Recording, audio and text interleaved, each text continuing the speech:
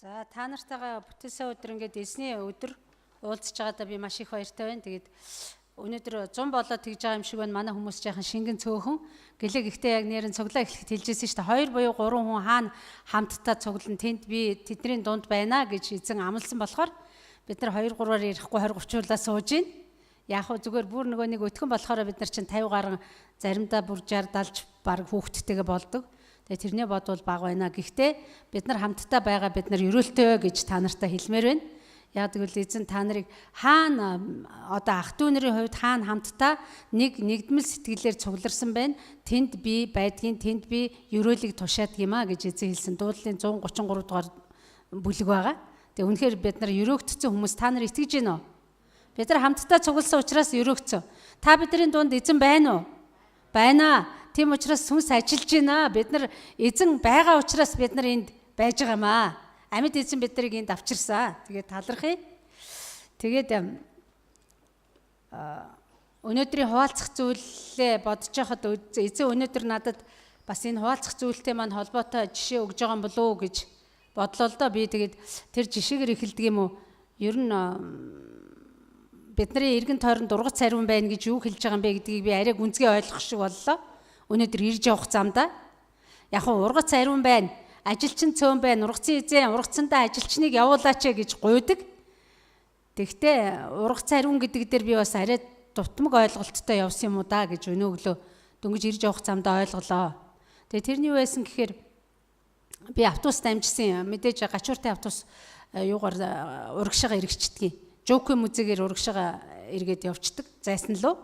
Тэгээд Жокын музей дээр буугаад дараагийнхаа автобусыг хойгуур нөгөө нэг Дэнжи мянга ч юм уу ирэх байхаа гэд хүлээгээд автобусны буудал дээр зогсчихлаа л да. Тэгээ миний эргэн тойронд нийлээд нэг 10 20 хүн байсан бах автобусны буудал дээр.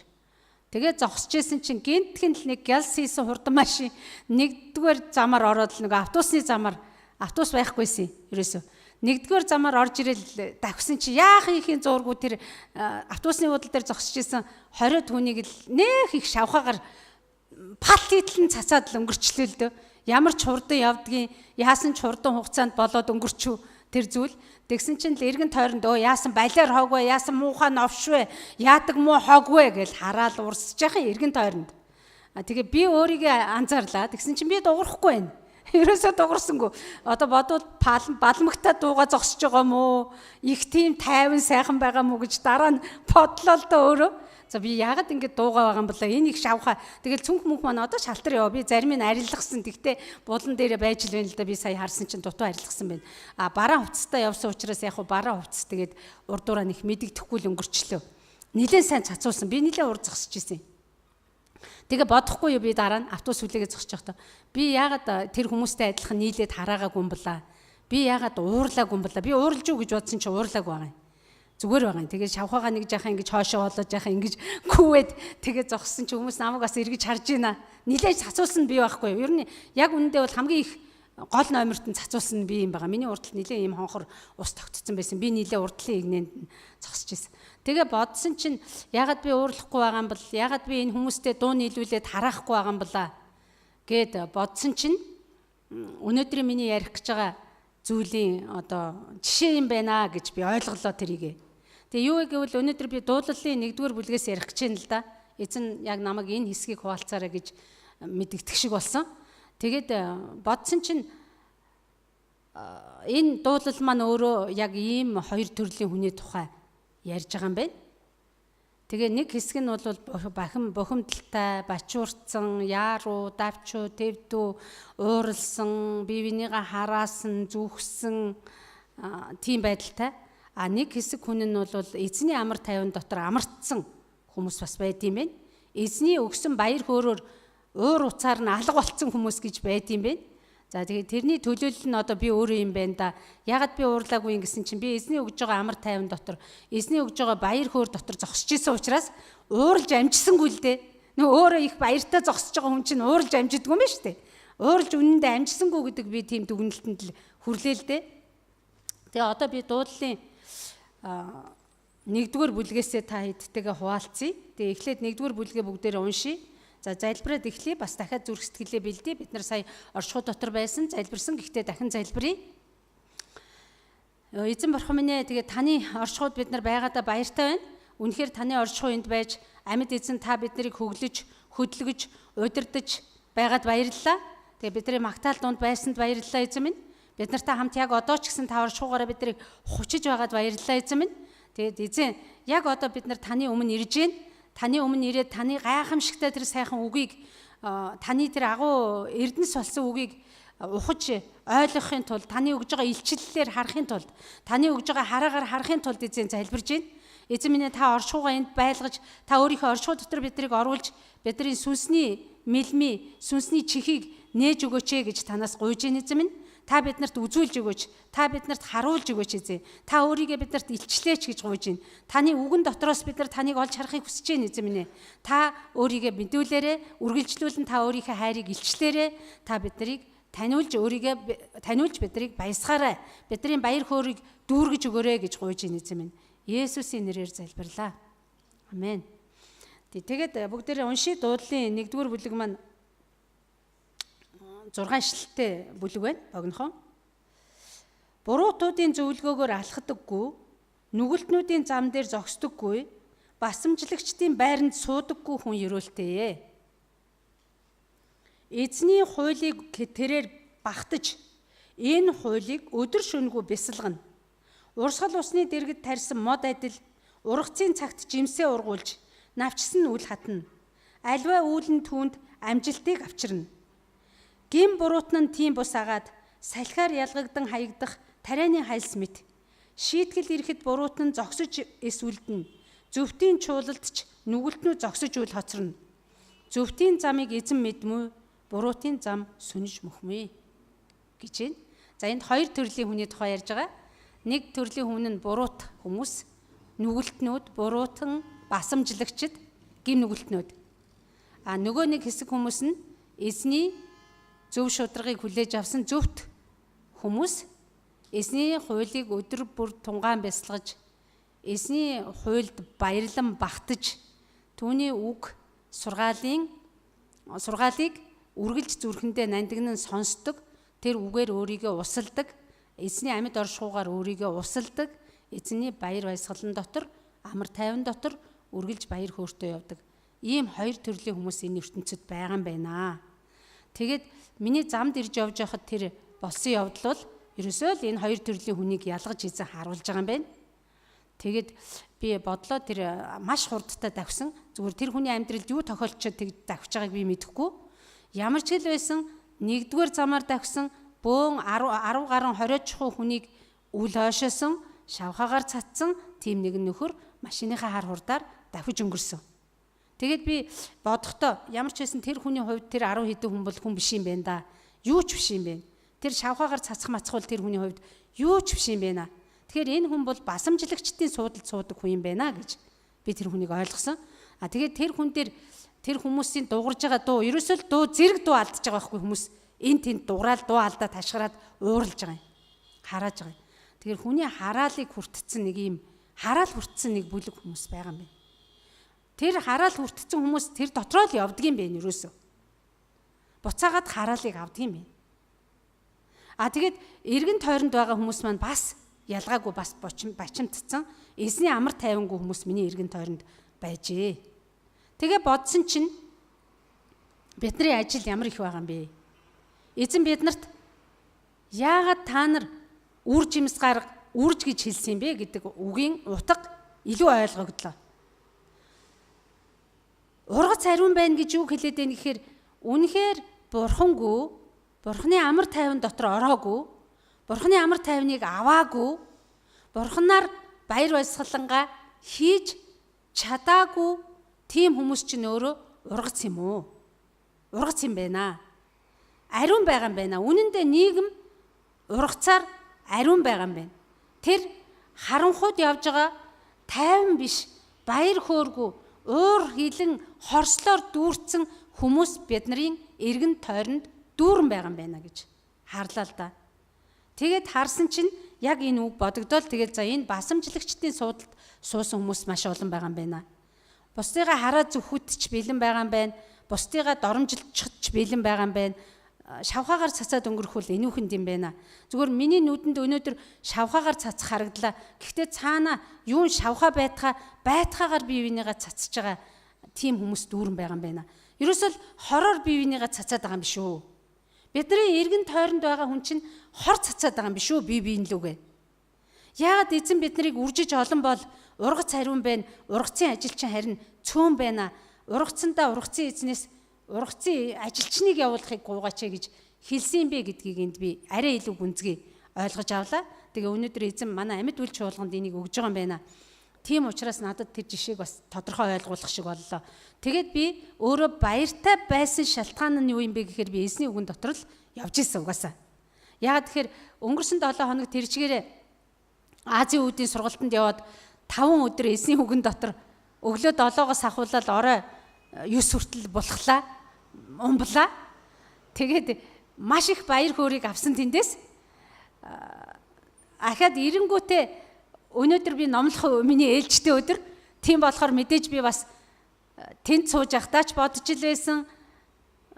Ямар зүйлийг яривал зүгээр юм бэ гэж ирж хайсан. Тэр үгэн дотор байхдаа өчигдөржөнгөө дахиад өнөөдөр өглөөжөнгөө ерөөсөө л эзний үгэн дотор байгаа учраас би тэр баяр хөөрөөрөө зогсож явахдаа хүнд уур хүрээгүй юм байна. Хараагч зав гараагүй юм байна. Үнэндээ дургу хүрэгч зав надад гараагүй. Яагаад гэвэл эзний амар тайван над дээр байсан. Эзний үг надад байсан.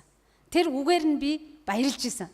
Тэр үг нь ялангуяа миний хамгийн сүүлд автобусын дотор явж байхдаа бодоод тунгаагаад байсан үг байсан. Би автобусын дотор товтой эзний үгийг бодоод ямар ч цай завгүй ингээл тунгаагаал бодоод явахдаа үгүй энэ ерөөлтэй гэдэг үг чи юу гэсэн үг юм бэ гэдэг дээр л эргэлдээд исэн. Тэгээ энд болохоор ингэж хэлж байгаа.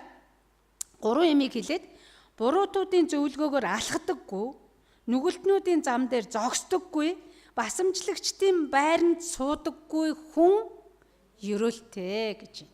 Ерөөлтэй. Тэгээ ерөөлтэй гэж юу гэсэн үг вэ гэж бодоод байла.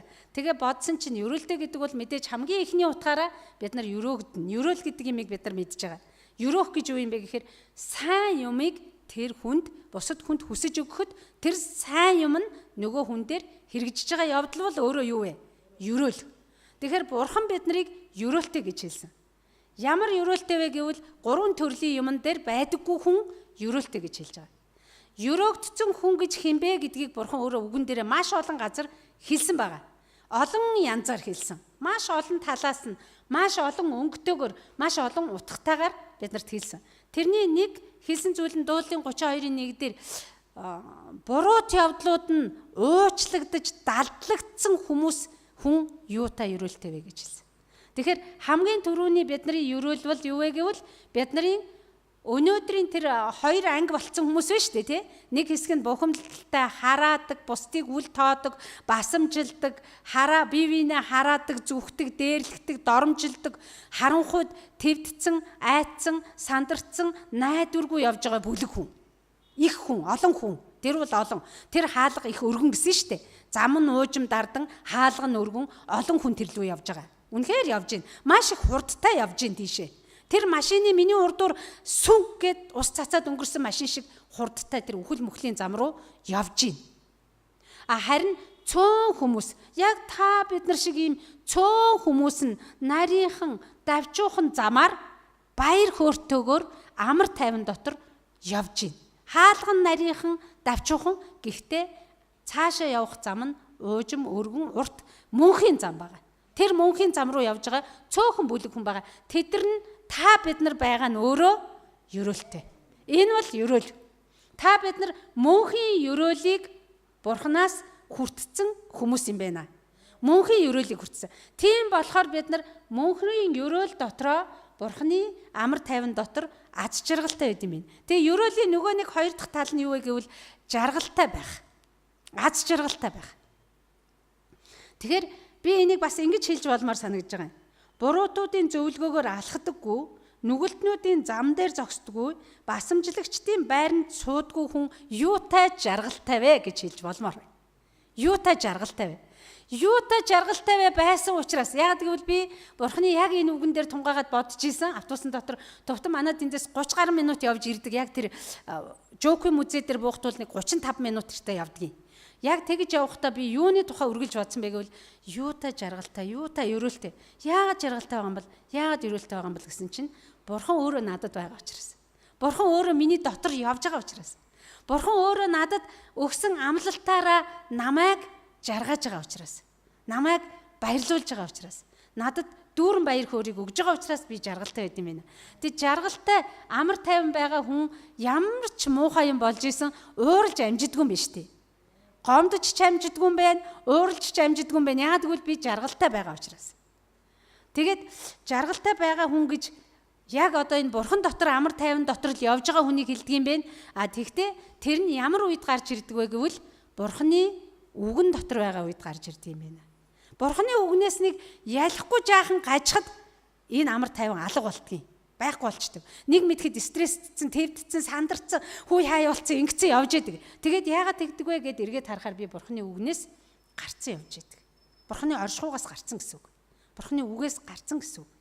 Тэгэхээр Бурханы үгэн дотор явахын аз жаргал гэж үнэхээр гайхалтай юм а гэдгийг би та бүхэнтэйгээ энэ зам тохиолдсон жишээгээр хувааж байгаа юм. За тэгээд буруутуудын зөвлгөөгөөр алхадгүй хүн гэдэг дээр ямар гурван төрлийн хүн юм бэ гэсэн чинь буруутын зөвлгөөгөөр алхадгүй хүн гэж юм л да.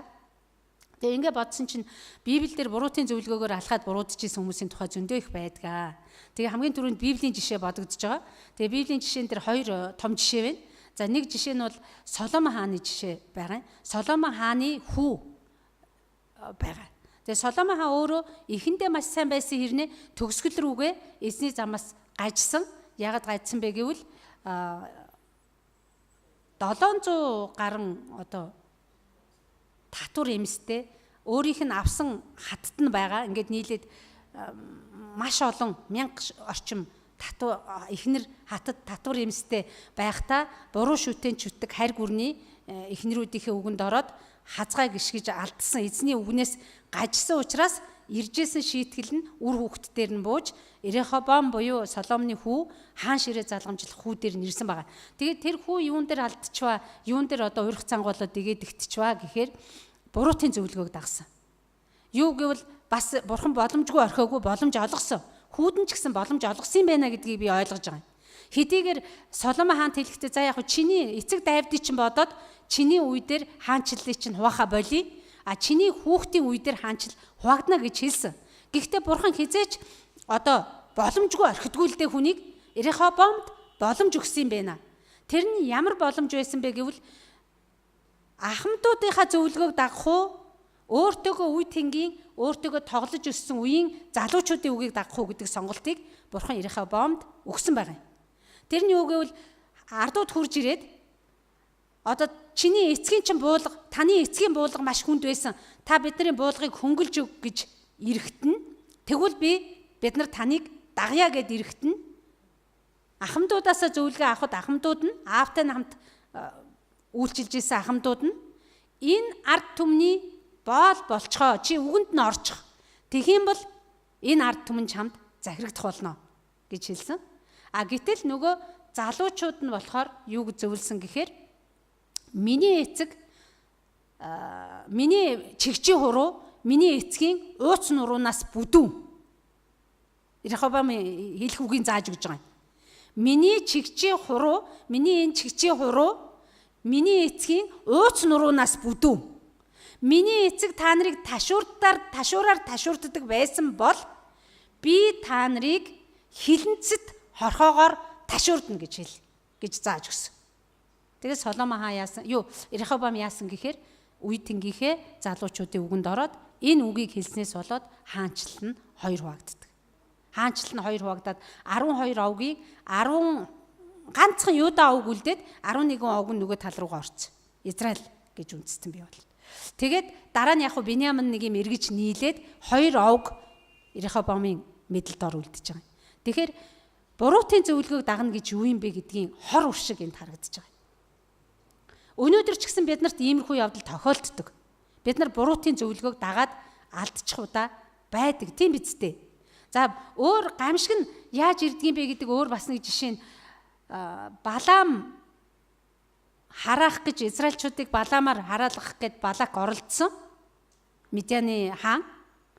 Гэхдээ хараач чадаагүй. хараад чадахгүй болонгуудаа нэг зөвлөгөө өгсөн. Тэр зөвлөгөө нь юу байсан гэхээр Израильчуудыг Бурханыхаа өмнө буруу юм хийх юмд унгаах тийм байдлаар уруу тат гэж. Тэгээд Израильчууд яасан гэхээр Медианы эрэгтэйчүүд нь охид бүсгүүчүүдтэй нь завхаарч гимнүгэл хийсэн. Тооллого номын 25 дугаар бүлэг 24 дугаар бүлэг дээр байгаа.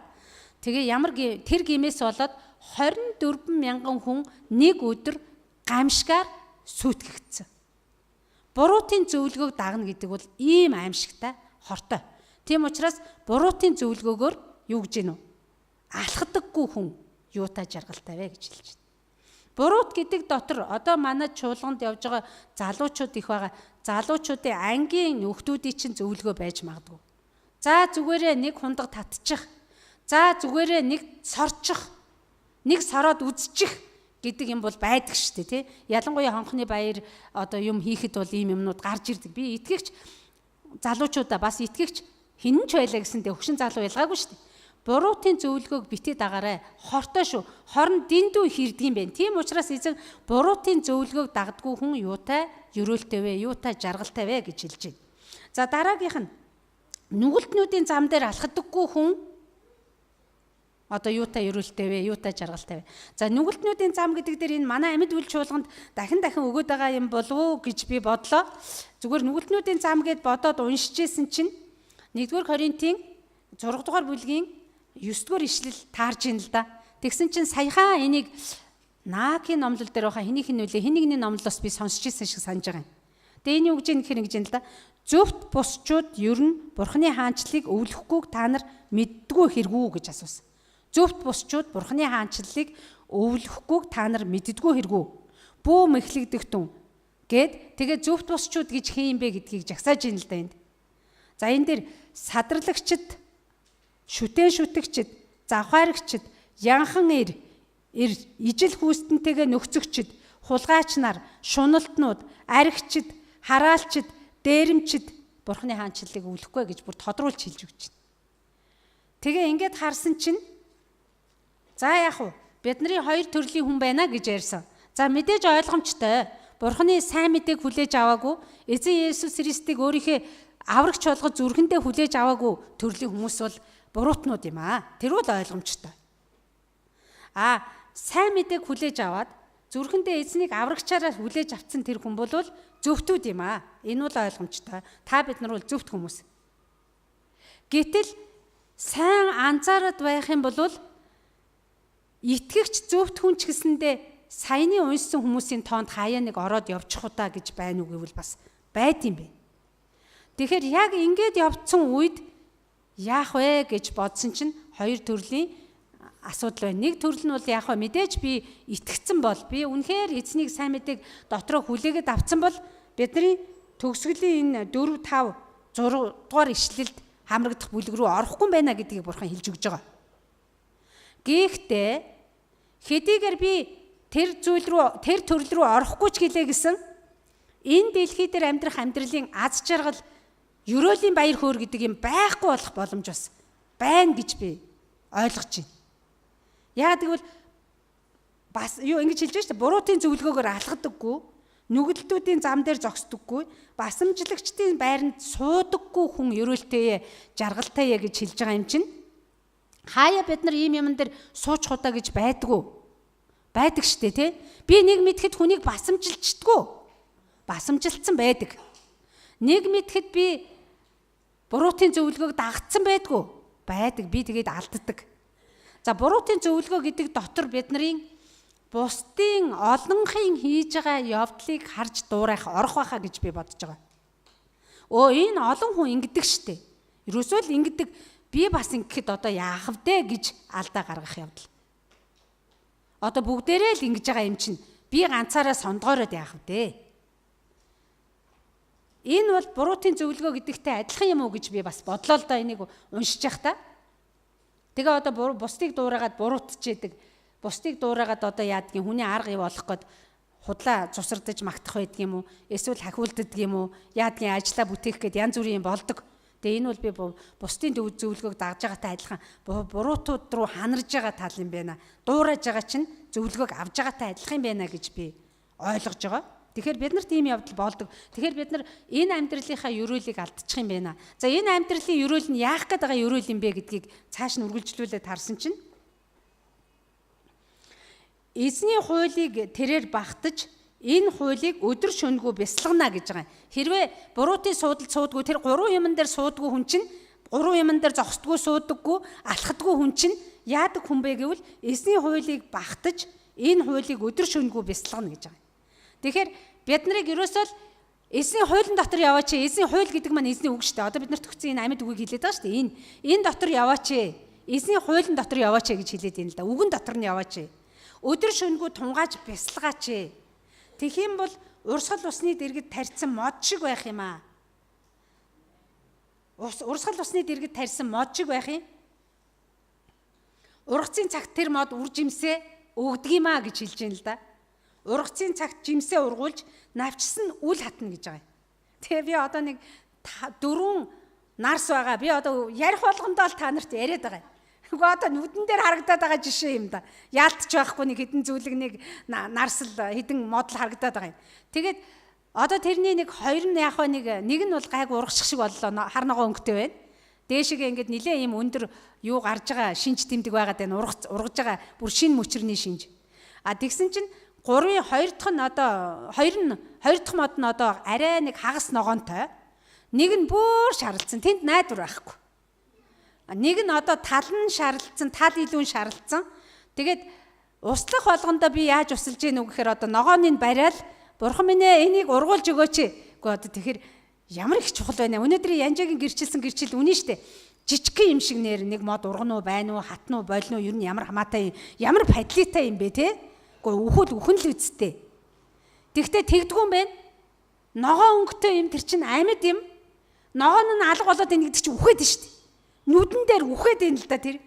Тэгээ үхүүлмээргүй байна. Тэрийг ургуулчмаар байна. Яаж үхүүлж болох юм бэ тэрийг? Тэгээ өрөөдөг байхгүй ингээд залбираад ург энэ мод ургах болтгой. Есүсийн нэрээр услахтаа өрөөж байгаа. Тэгээд би бодсон байхгүй юу? Үгүй бурхан бид нарыг ургуулах гэж ямар ихээр хичээдэг болоо. Ургаач гэдэг байх та. Тэгсэн чинь бид нар ургадаггүй. Үхдэггүй гэдэг шиг ургадаггүй. Үхэх гэдэг. Айгүй хэцүү. Тэгээд юу чухал юм бэ гэхээр ус чухал юм а гэдгийг би ойлгоод байгаа юм. Одоо тэгээ миний номл ерөөсөө сүүлийн үед дандаа услаадаа, ургаадаа, үржээдээ гэж л яриад байгаа шүү дээ. Усан дотор бай гэх. Өнөөдөр миний сонгож авч байгаа дуулалч гэсэн усны хажууд бай, усан дотор бай, усаар усал гэдэг юм. Тэр ус нь юу юм бэ гэвэл эзний үг. Эзний үгэн доторх байх, эзэнтэй өөртөө хамт байх. Амьд усны ундраг болсон эзэнтэй өөртөө хамт байх. Эзнээс л жижигхэн холдох юм бол бид нар хатаж өхөн нэрэ. Тэгээ тэр мод чинь өглөө нэг услаад, өдөр нэг услаад, орой нэг усламаар байгаа байхгүй юу? Бороо орохгүй л. Тэгтээ зүгээр нэг услах биш ингээд шүршиж услуулмаар байгаа юм. Ингээд шүршээд бороо орж байгаа юм шиг услахаар сэргээд байгаа юм. Бүр андаж байхгүй. Шүршиж услахаар. Тэгээд би модонд усын чухал байгаа юм бол надад эзний үг ямар чухал юм бэ гэдгийг ойлгож байгаа. Тэгээд надад чухал байгаа үгээр би амьдраад байх юм бол ууралж амжихгүй явж чадах юм байна. Гомдож амжихгүй явж чадах юм байна. Дүүрэн баяр хөөрөөр ямар аз жаргалтай хүн бэ? Энэ яац уу? Энэ яагаад ингэж байгаа? Энэ ямар баяр хөөртэй хүн бэ гэж бид нар өөрөө ирэхгүй харагдана. Аяанда. Тэгээд биднээс үр жимс гарна. Тэгвэл бурхан биднээс юу хүсэж байна вэ гэвэл үрж, олон бол, ураг, жимсээ ургуул, үрж гэдэг юмыг шаарддаг. Тэгээ би үржсэн нэг сайхан жишээг та нартайгаа бүр хуваалцмаар байна л да. Тэр жишээ юу вэ гэвэл сая бид нар нөгөө номлол дээр сууж Азийн үүдийн сургалтын дээр суугаад ирэхэд Хавай арлаас ирсэн 3 жил тутамд нэг төгсөлт болдог. Төгсөлт болгон дээр тэр хүнийг удаа ирдгийн. Ральф Моор гэж хүн байдаг. Маш чуулган үржүүлгийн ажиллаараа бүр дэлхийд алдартай үйлчлэлтэй явж байгаа пастор хүн. Тэгээ тэр яг Хаван арлын гол арал болох тэр хоноолол уу гэдэг яг нийслэл байдаг. Тэр нийслэл байдаг арал дээр нэг чуулганыг удирддаг. Тэгээд тэр хүний чуулган нь одоо 2000 анхан эрэхтэй манад эрэхтэй яг энэ сургалтын дээр орж ирэхтэй нэгд өдөр энэ бол 6 сарын 13 байсан. 6 сарын 13-ны өдөр орж ирээд анхны өдөр танилцуулаад номлохдоо манай чуулга одоо 270 хэдэн чуулган болсон таригдсан гэж ярьж ирсэн. 200 биш 2278 гэж хэлж ирсэн. Тэгсэн чинь сургалтын төгсгөл рүү ирсэн чинь одоо 2300 болж байгаа юм шиг байна гэж хэлж байгаа. Та нар боддоо 5 хоногийн дотор 5 хоноход тийм хэмжээгээр тэр чуулган үржиж байгаа. Тэгээд үржсэн түүхээ яриад өөрөө өдөр болгон нөгөө мэйл хүлээж аваад харилцаад байгаа юм байна л да, нөгөө имэйлээр ч юм уу эсвэл фэйсбүүкээр ингээд харилцаад байгаа. Тэгээд өөрийнх нь мдэггүй байсан талбараас мэдээлэл ирээд байгаа байхгүй юу? Өөрийнх нь тарьсан хараагаар таригдсан чуулганы үржсэн тухай өөрт нь мэдээлэл ирэхээр 2300 болж амжиж байгаа тэр хооронд. Тэгээ энэ хүн түүх намтраа ярьсан чинь энэ хүний түүх л ерөөсөө л ургац ариун байгаа. Үнэхээр эзний үгэн дотор дуулууртаа яваад ургасан, үржсэн хүний жишээ юм байна гэж би ойлгож хүлээж авсан. Тэгээ энэ хүн яасан гэхээр анхан Калифорни мужид нэг чуулган тарьсан. Тэр нь бол бас айгүй их өсч үржиж байгаа юм л дээ. Тэгээд тэр чуулганаасаа нэг удаа хараа авсан гэж байгаа юм. Тэр хараа нь болохоор ямар хараа байсан гэхээр нэг өндөр уулын ороо дөр өөрөө зогсоод одоо өнөөдөр манайхаа илчлэлт өгөөч гэж залбирсан шүү дээ. Бид нар илчлэлт хараа авахын төлөө бид нар үнэхээр мэрий зүтгэх хэрэгтэй байна. Тэгээ энэ хүн ямар илчлэлт авсан бэ гэвэл өндөр нэг юм хар үстэй хүмүүсийн дунд гэж байгаа. Өөрөө бол юу штэ? Америк хүн. Шар үстэй шар хүн. Цагаан хүн. Тэгээд хар үстэй аюулгүй олон хүний дунд өөрөө өндөр уулын ингэр дээр тэр олон хүмүүст номлож гэн гэдэг үзэгдэл илчлэл авсан байгаа юм. Тэгээд өөрөө өмнөх нь Япон хүмүүстэй сургалтанд нэг баахан японочууд мянгаад японочууд оролцсон тийм сургалтанд ороод гарсан юм л да. Тэгээд өөрөө ингэж бодсон гэж байгаа юм. За энэ үзэгдэл биш ээ. Энэ эзнээс ирсэн илчлэл биш. Энэ бол зүгээр би өөрийгөө хуурж штэ. Энэ зүгээр сая би баахан японуудын дунд байсан. Тэгэл надад хар үстэй баахан толгой харагдаж байгаа байлгүй дээ гэж бодсон гэж байгаа өөрөө. Тэгээд итгээгүй тэр илчлэлд итгээгүй. Тэгсэн чинь өөрийнх нь нэг хуучин танил хаваа арлын үндсэн хүн. Уг нь бол хаваад одоо төрсөн өссөн. Гэхдээ Калифорнид ирээд өөртөө танилцсан нэг тийм хаваа арлын уулын үндсэн иргэн нэг тийм хүн Арн гэдэг нэртэй хүн таньдаг хүн байсан юм байна л да. Тэгсэн чинь тэр нь бурхан надад илчлэл өглөө гэд тэгсэн гинэ. За ямар илчлэл өгсөн бэ гэсэн чинь та бит хоёр явж хаваад чуулган тарих юм байна гэж. Та бит хоёрыг явж хаваад чуулган тарих гэж байна. Тэгээд тэр хаваад чуулган тарих гэж байна гэж хэлээ. Тэгээд бит хоёр хамт явах юм байна гэж хэлсэн. Дахиад энэ илчлэл ямар батлагдсан бэ гэвэл өөр нэг Жеф гэдэг эдний цуглааны нэг залуу нь би таны талаар үзэгдэл үзлээ, илчлэл харлаа. Тэр нь юу байсан бэ гэвэл кокнотын мод таны тарих чуулган кокнотын мод шиг өндөр газраас нам дор газар руу харж өнгөж харж байгаа кокнотын мод шиг болох юм байна. Тэр чуулган чинь маш олон кокнотыг ургуулах юм байна гэж хэлсэн. Гэж байгаа. Тэгээд тэр кокнотын өөрөө үзээгүй мэдэхгүй ямар юм кокнотын мод гэж ямар юм байдгийг мэдэхгүй гэж байгаа. Тэгээд янз бүрийн түүх ярьсан л да энэ бүтэн 5 өдрийн турш ярьсан түүх. Тэгээд энэ хүний чуулган нь одоо яг үнэхээр хаваан арлын нэлээд өндөрлөг газар доошогоо хотоо бүр аягүй сайн хардаг ингэр дээр бас тэр байшингаа авсан түүхээ маш их сонирхолтой түүх ярьсан л да. Надад тэр газрыг авсан түүхээ бид нарт ярьсан. Тэр бол яриад энд барагдахгүй. Гайхалтай. Бурхны ажил гэж ямар гайхалтай юм бэ? Бурхан хэлсэндээ ямар их тууштай хүрдэг юм бэ гэдгийг л би эндээс ойлгосон. Тэгээд тийм газар тэр чуулган нь одоо байгаа. Тэгээд тэр когнитив мод шиг гэдгийн юуг өөрөө тайлбарлахдаа когнитив мод яадгүй гэхээр өөрөө үрээ унгаадаг. Зүгээр л аяанда өөрөө ямар ч мод тэр шүү дээ. Үрээ унгаана. Тэгээд тэр хаваа арлын кокнот яадгүй гэхээр далаа руу үр нь урсаж ордог. Далаагаар ийш тийшээ явж хагаад хаан ч нэг буланд очиод тэр үр тогтож магадгүй. Тэгэл тэнд тэр мод ургана. Тэгвэл анх гаргасан модоо мэдэхгүй, хаана байгааг мэдэхгүй, хаанаас гарснаа мэдэхгүй. Яг тэрнтэй адилхан энэ хүний үржүүлсэн чуулган нь одоо энэ хүний зорилго юу вэ гэхээр ингэж хэлж байгаа Аралт Моор. Миний нэрийг мэдэхгүй газар надад өгсөн хараагаар чуулган олширч байх явдал миний одоо хүсэл, миний зорилго гэж хэлж байгаа. Яагад гэвэл таригдаад байгаа чуулган нь өөрийг мэдэхгүй.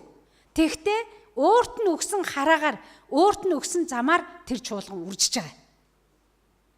Тэгээ энэ бол жинхэнэ үржил гэж өөрөө хэлж байсан.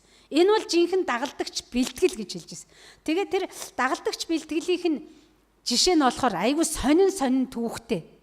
Тэг ямар хүмүүс ирж исэн бэ гэвэл тэдний чуулганд ирж байгаа хүмүүс нь хипичүүд, одоо тэр 60-аад оны Америкийн хипи гэдэг нь одоо тэр болохгүй бүтэхгүй урт үстэй орок хөгжимд итгэдэг, моцикл унж давхдаг, маш их том урт бавгар сахалтай, юу ч хийхээс буцдаггүй, зоригтой, аимшиггүй одоо айхтрал хүмүүс байд юм байна л да. Ерөөсөө яаж ч магадгүй. Тэгээд тэр хүмүүс эдний чуулганд ирдэг байсан гэдэг байна. Тэгээд тийм хүн хар тамхинд донтоод одоо ганцхан жишээ би та нартай хуваалцъя. Бурханд боломжгүй юм байдаггүй харуулж байгаа жишээ. Тэр нь юу юм гэсэн чинь нэг тийм хар тамхинд донтцсон хүн, тэр хар тамхинд донтсон хүн нь өөрөө амиа хорлын, одоо ерөөсөө амиа хорлын. Уг нь тэр хүнд юу байсан бэ гэвэл тэр хүнд сайн мэдээнд итгээгүй хүний тухай ярьж байгаа шүү энэ.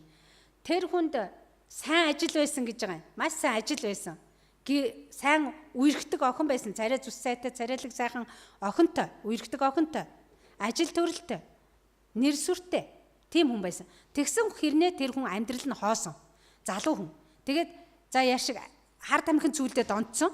Хичнээн тийм сайхан юмтай байсан хэрнээ аз жаргалыг хайгаад жинхэнэ аз жаргалаа олж чадаагүй учраас аз жаргал гэдэг имийг хайж яваад хар тамхинд донтсон. Тэгээд хар тамхинд орчоод сүүлдээ бүр гутраад амьдрал нь биш болонгууд нь за ерөөсөө би хар тамхиа хитрхи илүү тунгаар уугаад үхий гэдэг шийдвэр гаргаад за өнөө орой би хар тамхиа уугаад үхнээ илүү хэтрүүлээд үхэн гэдэг шийдвэр гаргаад явж байхдаа эдний цуглаанд ирсэн өмнө нь бас нэг танхаагаар байсан таксины жолоочийн таксинд суусан байгаа. Тэр таксины жолооч болохоор өөрөө араас нь өдөөд ингээд ирээд залуучууд ирээд өдөөд машиныг хэд мөргөөд араас нь ингээд байхаар нь бууж ирээд гинжээ сугалж аваад моциклтай явсан. Моциклын араас мөргөөд исэн. Бас нэг хипил хүн юм байна л да. Моциклынхаа гинжийг сугалж аваад гөвшөөд өгье гэж бодоод явж исэн чинь Бурхны үг орж ирсэн гэж байгаа. Итгэцэн дөнгөж итгэцэн явж байгаа. Тэгээ Бурхны үг орж ирэнгүүт нь нөгөө гинжээ уур хилэн тайвшраад би чи энэ хүмүүсийг зодох ёстой билүү? Нэг хацраа тавьж өгөх ёстой билүү гэж бодсон чинь нэг хацраа өгөх ёстой штэ гэж Бурхны үг орж ирсэн гэж байгаа. Тэгэхээр нь за гүвшигч биш юм байна. Гинжээр нүдэж болохгүй байх гэж бодоод буцсан гэж байгаа юм. Тэгээ бодоод буцахтаа биш энэ чинь бодоод буцсан. Тэгээд гүвшээгүй тэрнээс нь болж нөгөө хүмүүс нь юу гэж хэлсэн гэхээр би Есүсийн тэнэг байна. Та нар хэний тэнэг вэ гэж хэлсэн гэж байгаа. Уураа одоо гаргаж байгаа арга. Би Есүсийн тэнэг. Би уг нь та нарыг энэгээр гүвшээ гэж бодож бууж ирсэн. Тэгвэл одоо боллоо. Би Есүсийн тэнэг байна. Та нар хэний тэнэг вэ гэж ингэж хэлсэн гэж байгаа. Тэр бол нэлээ юм сануулсан л да. Гүвших гэж явсан хүн Есүсийн тэнэг чинь хүн гүвшгээ болждг юм байна гэж ядаж ойлгоно шүү дээ. Тэгээд тэр хүн өмнө нь яадаг байсан гэхээр тэгж ирсэн хүмүүсийн машины дээр нь үсэрч гарч агаад дэвслээд машин хоолгоод ялчилгаад за ингээд та нар миний намайг өөд гэж хэлээд буугаа явдаг байсан хүн гэж байгаа юм. Энэ хүн нь. Тэгээ энэ хүн одоо итгээд таксины жолооч болсон чинь амиа хорлох гэж явсан хүн түүний машинд нь суугаад тэгээд Есүсийн тухай сонсож эхэлсэн. Тэгэхээр нь Ром номыг өгсөн гэж байгаа тэр хүндээ. Тэгээ нөгөө хүн ч одоо амиа хорлох гэж яваа шүү дээ. Тэгээ Ром номыг аваад нойлдоо ороод Ром номыг уншиж л дээ. За яах вэ хүн өгсөн уншчих гэж бодоод Ром номыг уншсан чинь өөрөө ирэхгүй уйлсан гэж байгаа нөгөө хүн чинь. Нөгөө амиа хорлох гэж байгаа хүн шүү дээ. Өөрөө ирэхгүй уйлаад бүр асгартал уйлаад. Тэгээ болохгүй болохоор нөгөө таксиныхаа жолооч мэдээж холбоо өрх хуцмцаа өгсөн байгаа шүү дээ. Таксиныхаа жолооч руу яриад би энэ таны өгсөн номыг чинь уншсан чинь уйлаад байна. Өөрөө ирэхгүй уйлаад байна. Одоо яах вэ гэсэн гэж байгаа. Тэгэхээр за хоёлаа уулзъя тэгвэл хоёлаа өнөө орой нэг газар руу явна гэд. Тэгээ нөгөө хүний чинь дагуулад орой цуглаан дээр 3 дахь өдрийнхээ цуглаан дээр авч ирсэн гэж байгаа. Тэр оройны цуглаан дээрээ сайн мэдээ өгөөд нөгөөд чинь сайн мэдээгээ хүлээж авсан. Уг нь бол өмнө өгсөн. Тэгвэл тэр үед хэдийгээр зүрхэн жоохон зөөлрсөн ч гэсэн амиа хорлно гэдэг бодол нь бол өөрчлөгдөөгүй явж исэн. Тэгээд Ром номыг уншичаад уйлаад бүр салахгүй уйлаад байсан чинь дараа нь одоо нөгөө хүнтэйгээ яриад цуглаан дээр ирээд дахин сайн мэдээ сонсоод баптизм хүртэж байгаа хүмүүстэй цуг би баптизм хүртье гэд баптизм хүртэж хүлээж авсан. Тэгээд тэгж өөрчлөгдөд нөгөө тэр цаг нь ямар цаг байсан бэ гэвэл амиа хорж өгнө гэж товлсон цаг нь байсан. Яг тэр хүлээж авсан цаг, баптизм хүртсэн цаг нь. Бурхан ажиллаа хийхээрээ ингэж л ажилдаг. Тэр хүн өөрчлөгдөөд тэр хүн Ральф Морто цуг явж хаваад чуулган тарилцсан хүмүүсийн нэг нь гэж байгаа юм. Тэгээд 12 хүнтэй эхлээд 4 хүн очсон гэж байгаа. 4 хүн нь 6 сартаа өөрийнх нь хүүхэд нэг хүний тоонд орж байгаа юм. Тэр 4 хүнтэй манай чуулган илгээгдсэн гэж яриад байгаа байхгүй юу? Тэр 4 хүний нэг нь өөрийнх нь 6 сартаа хүү. Нэг нь эхнэр нь, нэг нь нөгөө Аарн гэдэг найз нь. Дараа нь тэр хойноос нөгөө хүмүүс нэрсэн юм шиг байгаа. Тэгээд дараагийн бүтэн сая өдөр нь 12 хүн. 12 хүн 70 хэдэн хүн орох. Одоо энэ манай энэс арай энэ хавийн хэмжээний байранд ороод залбираад тэд нар юу гэж хараа авсан бэ гэвэл манай чуулган когнотыг үржүүлдэг чуулган болно. Тэрний үг бол дагалдагчийг бэлдэж үржүүлдэг Есүсийн чуулганыг үржүүлдэг чуулган болно гэж хоёр зорилго тавиад тунхагласан. 12 хүн. Дараагийн 7 хоногт нь 50 хүн ирсэн. 50 хүн нэмж ирсэн. 2 сарын дотор 70 хэдэн хүнтэй өрөөнд багтахаа болсон. Гадаа талбай дээр задгаад 70 эргийн талбай дээр ирсэн. Маш хурдан үржиж исэн эдний чуулган. Яагаад тэгсэн бэ гэвэл санаа нийлээд эзнээс өгсөн харааг авсан 12 хүн дагалдагчийг бэлдэж исэн учраас гэж. Тэгээд тэр хүмүүсийн дагалдагч бэлддэг арга нь эзний үгэн дотор явдаг. Эзний үгэнийг уншдаг, тунгаадаг, бясалгадаг. Яг саяны миний бидний уншсан шиг ургацын цагт жимсээ ургуулж навчсан үйл хатна гэж байгаа. Тэгээ альва үйл нь түүнд амжилтыг авчирна гэж. Энэ яг амжилтыг авчирдаг тийм байдлаар үрээ тарьсан учраас, цацсан учраас. Үр нь өөрөө зөнгөөрөө ургаж байсан учраас. Яаж зөнгөөрөө ургасан бэ гэвэл урсгал усны дэргэд байгаа. Урсгал усны дэргэд байгаа мод лугаа адил. Үрээ унгааж навчсан ч хатдаггүй. Тийм учраас энэ төрлийн хүмүүс нь басамжлагчдын суудалд суудаггүй, буруутуудын зөвлөгөөгөөр алхдаггүй, нүгэлтний зам дээр зогсдоггүй хүмүүс юм байна. Тэгээд тэнд ерөөлийг тушаасан. Бурхан ямар ерөөл тушаасан бэ гэвэл үржиж олон болдгоо гэсэн ерөөл тушаасан. Есүс биднэрт ерөөсөн шүү, ерөөлөө хэлсэн. Өнгөрсөн 7 хоногийн нэлээ өмнө би нэг номлож явахдаа тэргээр дамжуулаад эзэн биднэрт хэлсэн. Үгэн дээр нь байгаа. Юу вэ гэвэл та нарыг явж жимс ургуулan та нарын үр жимс үрд байгаасаа гэсэндээ би та нарыг томилсон гэж хэлсэн. Энэ та биднэрт хэлж байгаа үг. Та нарыг явж та нарын үр жимс үрд байгаасаа гэсэндээ би та нарыг томилсон гэж хэлсэн. Эзэн өнөөдөр томилчоод одоо үрж гэдгийг биднээс шаардж байгаа. Үржээрээ, олон болоорой. Миний ард хүн байна уу гэж хараарай. Миний ард хүн байгаа бол би үржиж байгаа юм байна. Намайг дагж байгаа нэг ширхэг хүн байгаа бол би үржиж байгаа юм байна. Тэгээд эзэн өнөөдөр энэ хоёр төрлийн ангиллын хүмүүсийн аль нь чи юм бэ гэж асууж байгаа шиг байна. Аль нь та, аль нь дээр нь зогсож байна. Буруутуудын зөвлөгөөг дагдаггүй, дагаж алхдаггүй, нүгэлтнүүдийн зам дээр зогсдоггүй, басамжлагчдын суудалд суудаггүй, үржих ерөөлийг авцсан урсгал усны дэргэд та байна уу? Эсвэл салхиар ялгагдан хаягдах тарианы хальс мэт шийтгэл ирэхэд буруут нь зогсож эсвэлдэх тэр буруутнуудын зөвхтийн чуулалд орж чадахгүй тэр нүгэлтнүүдийн талд нь байна уу? Аль нь дээр нь та зогсож байна вэ гэж асууж байгаа юм шиг. Тэгвэл бид нар хэрвээ Есүст бүрэн итгэсэн бол 2 дугаар бүлгийн хүмүүс дотор бид нар байхгүй.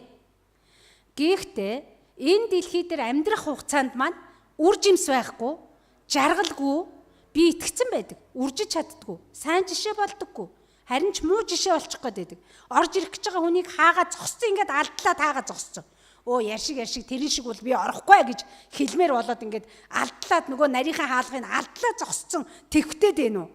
Эсвэл би яг үнэхээр үр жимсээ цацсан, дэлгэрүүлсэн, ургуулсан энэ талынх нь нэг нь байна уу гэдгийг би өнөөдөр бодмоор юм шиг. Тэгээ би хэрвээ эзний хүслийн дагуу үр жимсээ ургуулж байгаа бол би баяр хөөртэй байх болно. Би дүүрэн баяртай байх болно, би аз жаргалтай байх болно, би өрөөгдөх болно. Үргэлжлүүлэн улам олон үр жимсээр би өрөөгдөх болно.